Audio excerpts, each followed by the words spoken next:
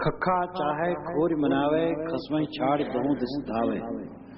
खसमई छाड़ छिमावे रहिए, होए न छीन खीन अभय पद लइए। खखा चाहे खोर मनावे, खा अक्षर से साहब उपदेश करते हैं कि अगर तुम अपना खैर चाहते हो, कल्याण चाहते हो, तो खोर मनावे। खोर कहते हैं गली, खोर कहते हैं दोष। गली का अर्थ है इंद्रियां, अपने इंद्रियों को मनाओ, वश में करो। और खोर दोष, दोषों को अपने वश में करो। अगर तुम अपना कल्याण चाहते हो, अगर तुम अपनी शांति चाहते हो, तो इंद्रियों को वश में करो, दोषों को जीतो। खखा चाहे खोर मनावे, खसमई छाड़ तहु दिस धावे। ये मन ऐसा है कि खसम को छोड़ करके दसों दिशाओं में भटकता है। संस्कृत में खसम का अलग अर्थ है और फारसी में खसम का अलग अर्थ है। संस्कृत में खसम का अर्थ होता है आकाश के समान। खानाम आकाश, सब नाम समान, आकाश के समान। अब आकाश के समान शून्य कह सकते हो, आकाश के समान निर्मल कह सकते हो।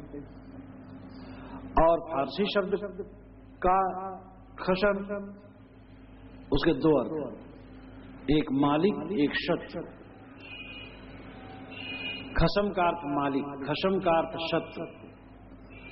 यहां फारसी भाषा से ही साहब ने खसम शब्द लिया और दोनों का प्रयोग किया है। पहले मालिक का प्रयोग किया है, फिर शत्रु का प्रयोग किया है। खक्का चाहे खोर मनावे, अगर अपना कल्याण चाहते हो तो इंद्रियों को अपने वश में करो, बुराइयों को जीतो। लेकिन तुम्हारा मन तो खसमई छाड़ दहु दिस धावे। खसम को छोड़ करके दसों दिशाओं में भटकता है। खसम नाम स्वामी, स्वामी अपनी आत्मा, अपनी चेतना, अपनी आत्मा राम को छोड़ करके, अपने स्वरूप को छोड़ करके दसों दिशाओं में भटकता है। आदमी का मन बाहर भटकता है, बाहर भटकने से वो सदैव अशांत रहता है। आदमी अपने आपा को नहीं समझता है, अपने आपा में वो स्थित नहीं होता है, इसलिए उसका भटकाव निरंतर बना रहता है। साहब कहते अपने आपा को समझो, अपना आपा ही खसम है। आपा कहते सत्य, अपने स्वरूप को, अपनी आत्मा को, अपने चेतन राम, जो तुम्हारा स्वरूप है, चैतन्य ज्ञान, मैं हूं, ऐसा सब महसूस करते मैं हूं। वह जो मैं तत्व है, आत्म तत्व है, चैतन्य तत्व है, वही इस देह में खसम है। और इतना ही नहीं, सारे ज्ञान विज्ञान का वही खसम है, मालिक है, पति। दुनिया में जितने ज्ञान ग्रंथ हैं, जितने विज्ञान के शोधन हैं और जो कुछ ज्ञान का क्षेत्र है, सब जीव ही की तो देन है। इसलिए सारे ज्ञान विज्ञान का खसम वही। साहब कहते हैं उस खसम को छोड़ करके तुम्हारा मन भटकता है, निज स्वरूप को छोड़ करके तुम्हारा मन इधर उधर भटक रहा है।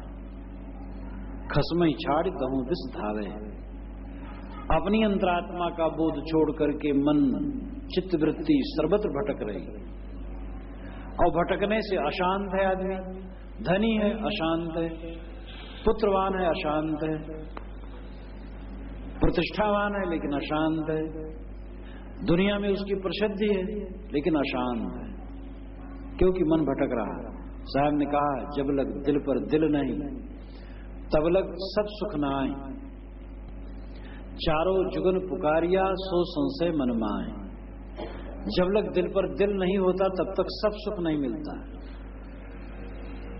पुत्र पैदा होने पर पुत्र का सुख लोग मान लेते हैं, लेकिन आगे चल करके पुत्र से खूब दुख मिलता है। प्रायः लोग दुख तो मान लिया जाता है, उसमें भी मान लिया जाता है, अपने मन के अनुसार पुत्र नहीं चलता, दुख लगता है।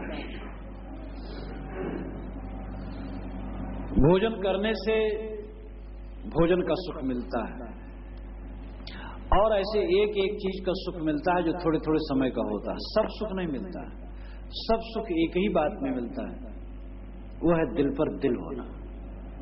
जब हमारा दिल हमारे दिल में रहता है, दिल बहकता नहीं है, मन पतित नहीं होता है तो हमें वो अनंत सुख मिलता है। हर आदमी हर समय पतित है, और ये बुरी बात लग सकती है, लेकिन कोई भी अपने दिल को देखे, अकेले में बैठ जाए और उसके मन में जो ख्याल आता है उसको कागज पर लिखता जाए और 15 मिनट केवल अकेले बैठा रहा और लिखता रहे, तो वही कागज वो दिखा नहीं पाएगा सबको। पता नहीं उसके मन में क्या क्या खुराफात आ जाते हैं। जिसके मन में खुराफात ना आता हो उसी को हम जीवन मुक्त कहते हैं।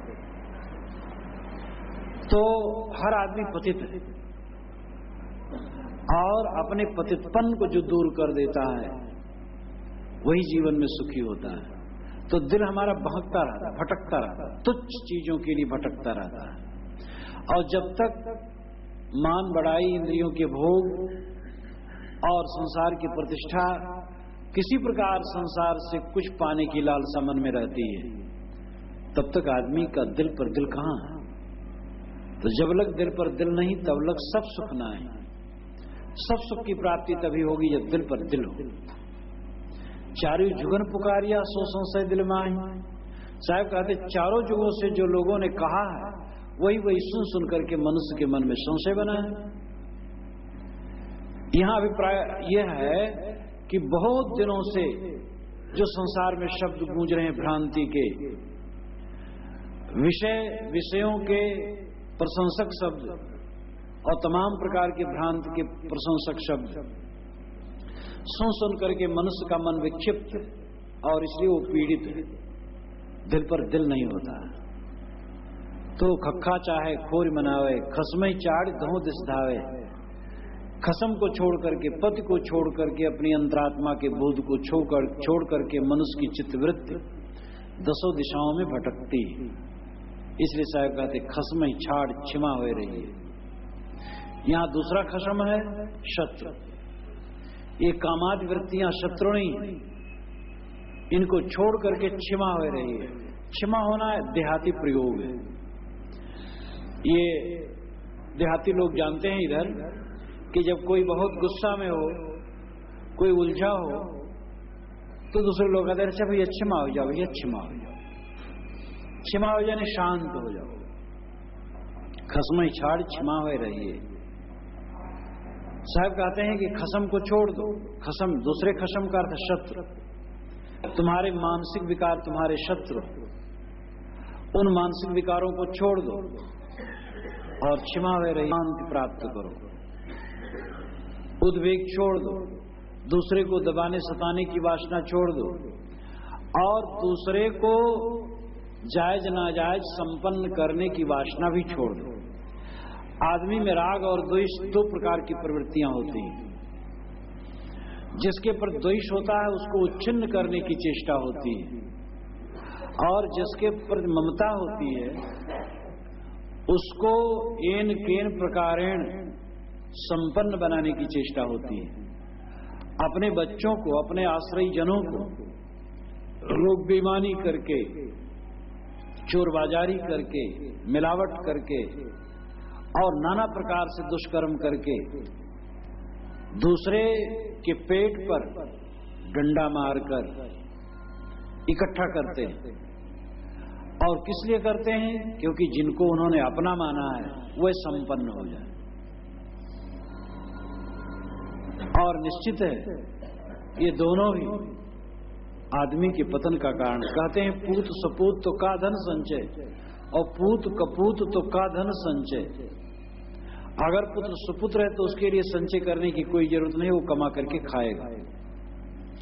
और पुत्र कुपुत्र है तो उसके लिए संचय करने की कोई जरूरत नहीं, क्योंकि संचय कर दो वो शराब कबाब में उड़ा देगा। इसलिए विवेकवान न तो किसी के नाश करने की चेष्टा करता है और न तो किसी को नाजायज ढंग से संपन्न बनाने की चेष्टा करता है। सहज जीवन उसका होता है। साहब कहते हैं कि तुम खसमई छाड़ क्षमा हो रही है। जो शत्रु हैं तुम्हारे काम क्रोध आदि उनको छोड़ करके शांत हो जाओ। होए न खीन अच्छे पद लहिए, फिर तुम खीन नहीं होगी, क्षीण नहीं हो। मानसिक विकारों के कारण से तुम क्षीण हो रहे हो। जिस क्षण में हम मानसिक विकारों से अभिभूत होते हैं उस क्षण हमारा पतन होता है। काम की वासना जितने क्षण मनुष्य के मन में रहती है वह कितना विक्षुब्ध हो जाता है।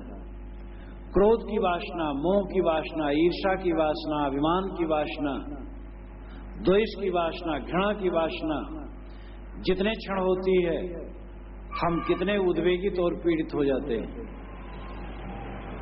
क्षीण हो जाते हैं। तो क्षीणता कहाँ है? विकारों में क्षीणता है। हो न क्षीण अक्षय पद लहिए।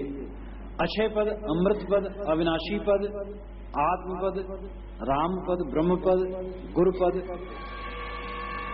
अपने अपने शब्द, निर्वाण पद, ये अपने अपने शब्द तथ्य एक।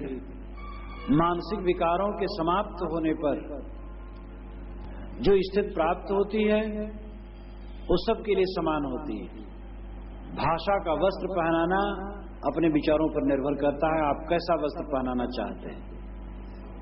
कठोपनिषद में भी एक बड़ा सुंदर मंत्र दिया गया है, यदा पंचावतिष्ठन्ते ज्ञानानि मनसा सह बुद्धिश्चाना विचेष्टत तामाह परमाम पदम। यदा पंचावतिष्ठन्ते, 5 जो हमारे शरीर में अवतिष्ठित है, आंख, नाक, कान, जीभ, चांद। यदा पंचावतिष्ठन्ते ज्ञानानि, ज्ञान इंद्रियां, और मनसा सह, और मन के सहित, और बुद्धिश्च, और बुद्धि भी, न विचेष्टत, न चंचल हो, ताम आह, इसको कहते हैं परमाम पदम, परम पद। 5 ज्ञान इंद्रियां चंचल न हो, मन चंचल न हो, बुद्धि चंचल न हो, इसको परम पद कहते हैं।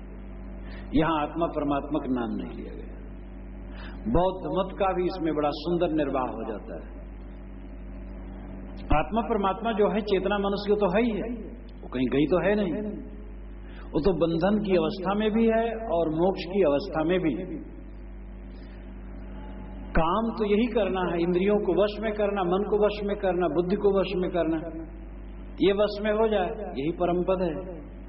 जिसके चित्त में क्षोभ नहीं होता है वो परम पद में है, जो उद्वेगित नहीं होता है, पीड़ित नहीं होता है, वही परम पद में है, जो दुखी नहीं होता वही परम पद में है। एक अभ्यास, चीजों के संग्रह से, व्यक्तियों और प्रतिष्ठा के प्राप्ति से दुखहीन अवस्था नहीं आती। दुखहीन अवस्था की प्राप्ति एक आध्यात्मिक अभ्यास का फल है, और इसी में आदमी पीछे रहता है, यही नहीं करता है, और सब करता है। खूब टूट करके जीवन भर धन कमाता है, परिवार बढ़ाता है, बड़े बड़े मकान बनाता है, और प्रतिष्ठा कायम करता, पता नहीं क्या क्या करता है, बस केवल आत्म अभ्यास नहीं करता है। अपने आप पर विजय प्राप्त करने, इंद्रियों और मन पर विजय प्राप्त करने का अभ्यास नहीं करता है। अपने आप को सारे जंजालों से छुड़ा करके मुक्त करने का प्रयास नहीं करता है। अपने को और जंजालों में बांधता जाता है, उलझता जाता राग द्वेष में। इसलिए होए न क्षीण अक्षय पद लहिए। जब तुम दुर्गुण रूपी शत्रुओं का परित्याग कर दोगे तब तुम क्षीण नहीं हो। मनुष्य का पतन है मन की मलिनता में बह जाना। मन की मलिनता में जो नहीं बहता वह जानो प्रतिष्ठित है और महान है। हो न क्षीण अक्षय पद लहिए।